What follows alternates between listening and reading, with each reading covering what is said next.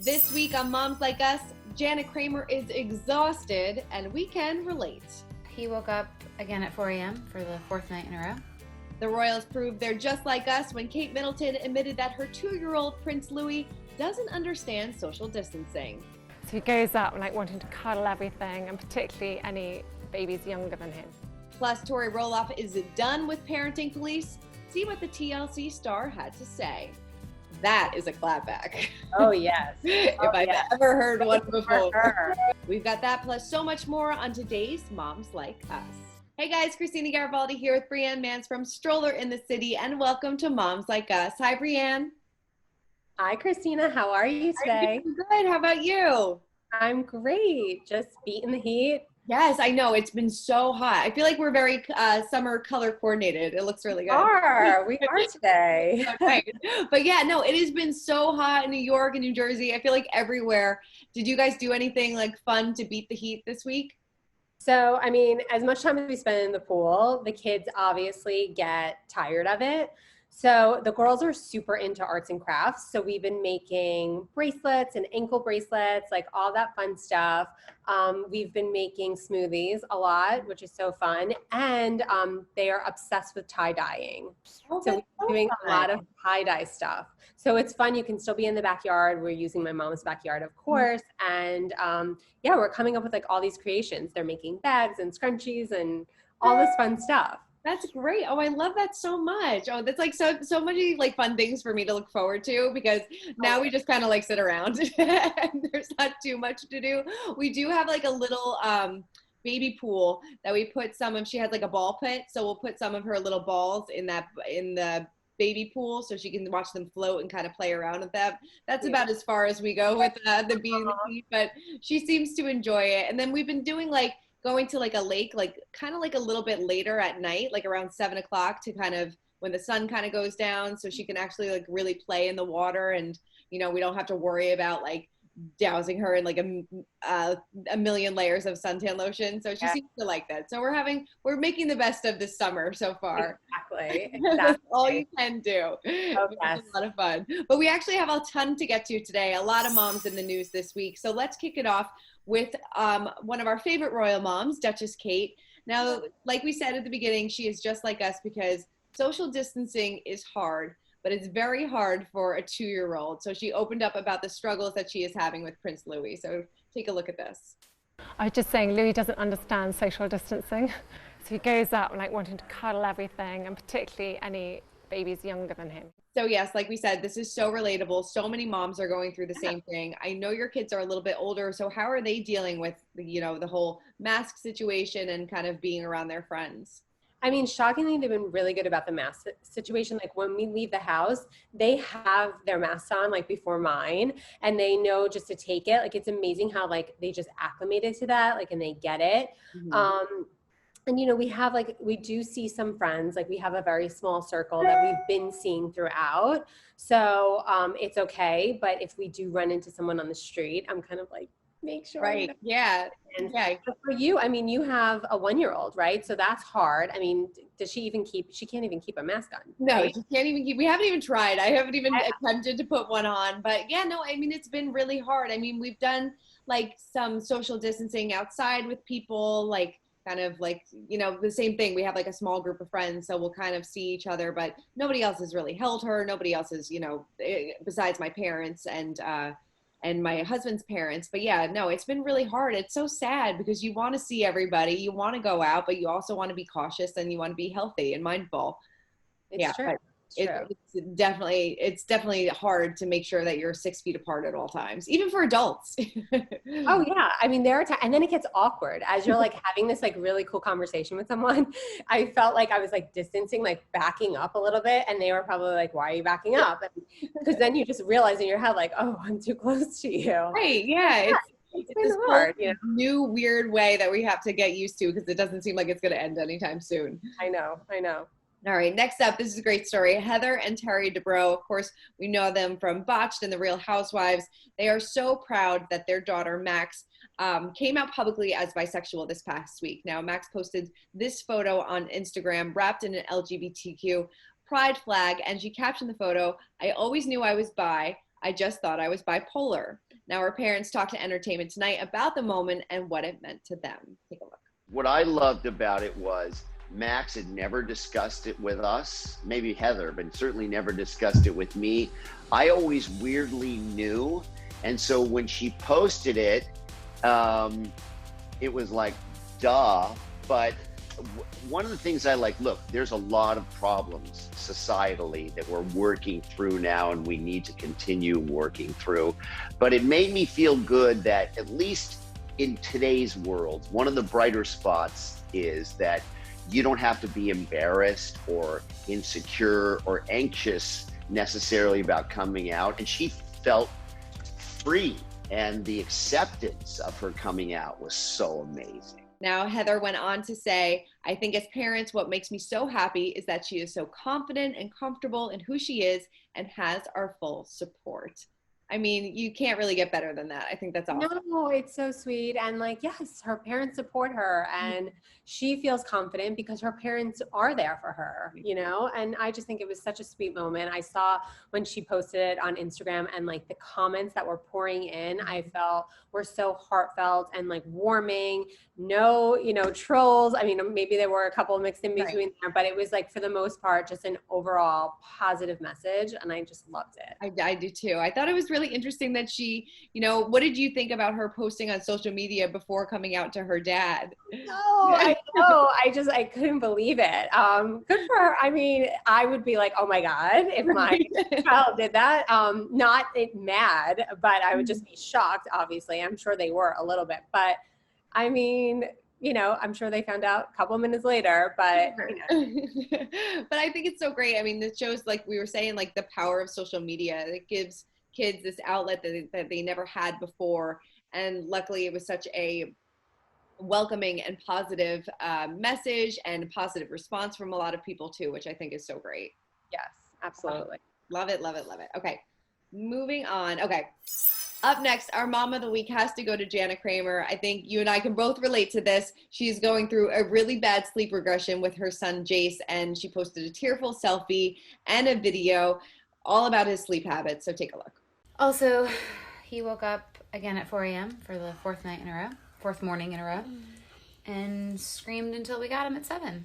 So took him to the doctors again to check on an ear infection. It's gone. So now she captioned the photo, "This is motherhood, exhausted, heartstrings breaking, and crying in a dark room, just wanting their baby to fall asleep because you're exhausted too. I have never heard these kinds of screams from Jace. It literally breaks my heart." I feel you. The worst. I mean, do you remember sleep regressions?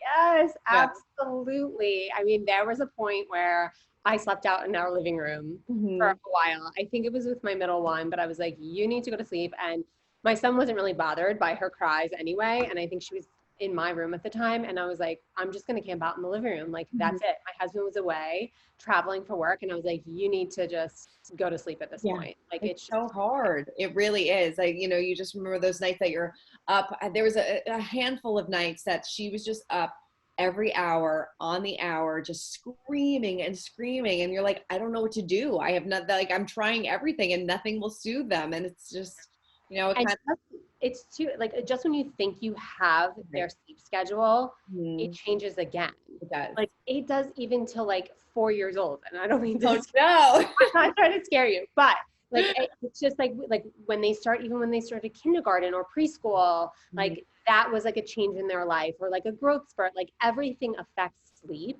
Yeah. It's so crazy. But yeah, I totally get it. I totally get her. I totally can relate. You know, we even just got a puppy during quarantine, and I like went through the same thing of like again, and I was like, oh my God, now I know why I have one of course. Was there anything that really worked for you during that time?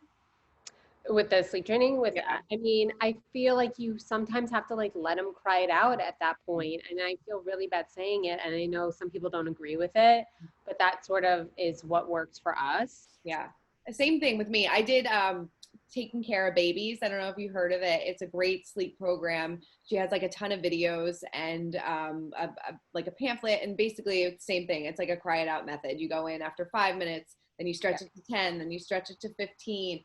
And I have to say, that I did like her 5 months and after sleep program, that after about 10 days, she was sleeping through the night. And Wow. she hasn't, like, we've had one bad night, I would say, in the last, now I'm jinxing myself. We've had one bad night in like the past 5 months. I mean, it really does work. I mean, like you said, it's very controversial. A lot of people don't like the cry it out method, but you know, it worked for us. Yeah. And one more thing.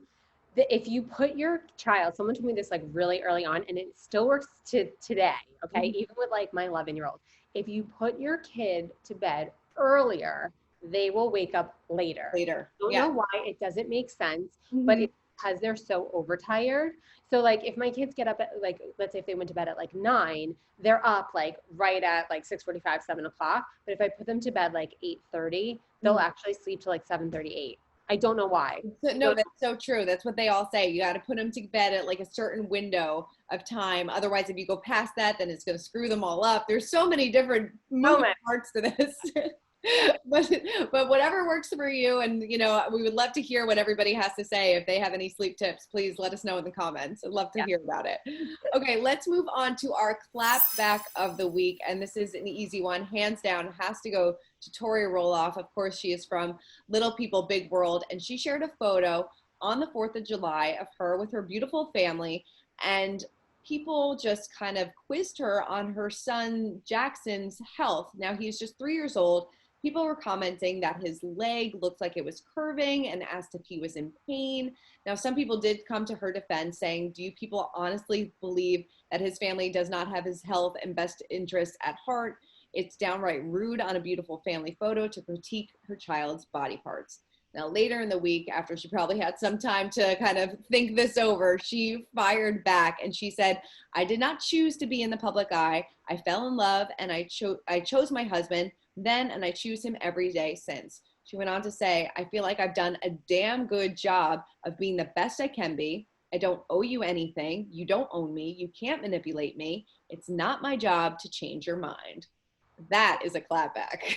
Oh, yes. If I've ever heard one before. Yes. I mean, like, people think that they can just kind of say whatever they want because, you know, they're in the public eye. You put your life on social media and they think it's there for them to comment. It's kind of crazy. Yeah, it's so rude. It's so sad because, you know, her son right now can't read the comments, but like, what about if he's older and he can, you know? And obviously he's not sitting there crying in pain. It was a beautiful family photo, you know, and I'm sure, you know, they're doing what they can do, you know, it's just, breaks my heart. But it's so true. Like with that one commenter said, like, don't you think that they would know if he was in pain and they would have their child's best interests at heart? Like, of course they would know. And of course, you know, they would be taking care of it if that was an issue. Exactly. It's just so crazy to me that people just feel the need to, like, you know, comment on things like that. Yeah. Do you get any mom shamer comments every now and then? Oh yeah, absolutely. Absolutely. I talked a lot about when my son was first diagnosed with dyslexia and they first told me he had to go to another school because the public school wasn't like working. And it was definitely a shock. I was like, what? Like another school? Like, I didn't even know there were schools for that. And I had some were very supportive and amazing. And I got a ton of, you know, knowledge and, you know, tips from other moms. But then, you know, some were like, why you should have known that. How did you not know this? You should put him in a school now, not next year. Like, it was like a big thing. Oh my God. But yeah, people just no filter, and behind the computer, they're kind of like tough, you know? Right. But as soon as you talk back to them or respond to them, they'll be like, oh, I'm so sorry. I'm so Exactly. Totally. All right. Up next, our Keeping It Real Mom of the Week goes to Ashley Graham. Now, the new mom shared this photo, captioning it, Breakfast of Champions, extra love to the Multitasking Mamas Club today as I check emails and pump. Now, this is not the first time that she has been real about breastfeeding on the go. She shared this video a while back while pumping in an Uber, and another she titled Multitasking Sunday. Now, what do you think about this? A lot of people, you know, some people are very open about their breastfeeding journey and share photos on social media. Some other people are a little bit closed off to it. What are your thoughts on it? I think the more you do it, the more you just get comfortable with it. Like with my first son, you probably would have never seen me nursing. Even if I went to like my parents' house, I would go into another room to nurse. And then as with number 2 and number 3, I was like, okay, they have to eat. I don't really care, even on a park bench. I don't think I ever publicly like shared a nursing photo, maybe something like it, I guess, on the blog back then, but good for her. I mean, it's real and this is what goes on, you know? Right. And no, it's so true. I feel the exact same way because the same thing happened to me. Like, you know, in the beginning, you're kind of trying to figure out how to breastfeed. So you don't really want to kind of lay it all out there. When I was at my parents', I would go into another room too. But like, as you get more comfortable, you're just like, whatever, I'll do this wherever, whenever, I don't care. But yeah, because you got to feed your baby. And, you know, it's nice when people can, you know, in the public, like Ashley kind of gets real about this whole thing, because breastfeeding isn't easy. It's not hard. It is hard. And, you know, you kind of just got to do it whenever. Exactly. Totally. Yeah. And that kind of brings us, since we're on the breastfeeding topic, to close out today, we've each picked our mom gear of the week, which is a product that we swore by when we were breastfeeding. Brianne, you want to kick us off? Sure. So I loved the Boppy pillow. I thought that was amazing. It was great for your back. Did you use that too? I did. I used the Boppy. It was so great. And then also a new pump that came out towards the end of when I was nursing was the Willow pump. Mm-hmm. And I loved it because it wasn't like a big machine. So you actually just put them in your bra. It was the best thing ever. Like it rarely made any noise. I just thought it was easier to use. And yeah, those are 2 of my swear-bys when I was nursing. Yeah, I had the Willow pump as well, and I loved it because you can literally like walk around the house, you can vacuum and clean, and you're not strapped down to your pump. You can you're mobile, which is great, and it made pumping a lot easier. So when I was breastfeeding, one of my must-haves, I have it with me, was my Haka breast pump. So it's like this little silicone manual breast pump. And you could actually use it while you're breastfeeding on one side and to kind of have relief on the other side. So it kind of just suctions and you just kind of leave it there. And you actually get a decent amount of breast milk, which was super helpful. Like when you're super in the beginning, when you're super engorged. So that was really great, especially in the middle of the night. You kind of just pop that on and you're good to go. Yeah. Oh my God, I love that. I never even heard of that one. No, the Haka is great. I didn't know about it either, but once I started, a couple of my friends told me about it and it made such a difference. Another thing was these Lanceno 3-in-1 therapy packs. They're hot and cold. So especially in the beginning when you're really, like I said, engorged and you're just really sore, you can pop these either in the microwave, make them hot, or in the freezer and make them cold, which really helps. And then Earth Mama organic nipple butter, which your nipples will thank you later. Because it's not fun in the beginning, I'm not gonna lie. Right. I mean, things that no one told you. Exactly. But it does get easier. Yeah, it does. Stick with it and you got it. It does, yes. Well, Brianne, thank you so much. Always so much fun running down all mom's news of the week. It's always such a great time. Yes, thank you so much, Christina. Enjoy the weekend. You too. And remember, everybody, to tune in every Thursday at 3 p.m. for Moms Like Us. Keep commenting and keep subscribing to our YouTube channel, and we will see you guys next week. Yes. Bye, guys.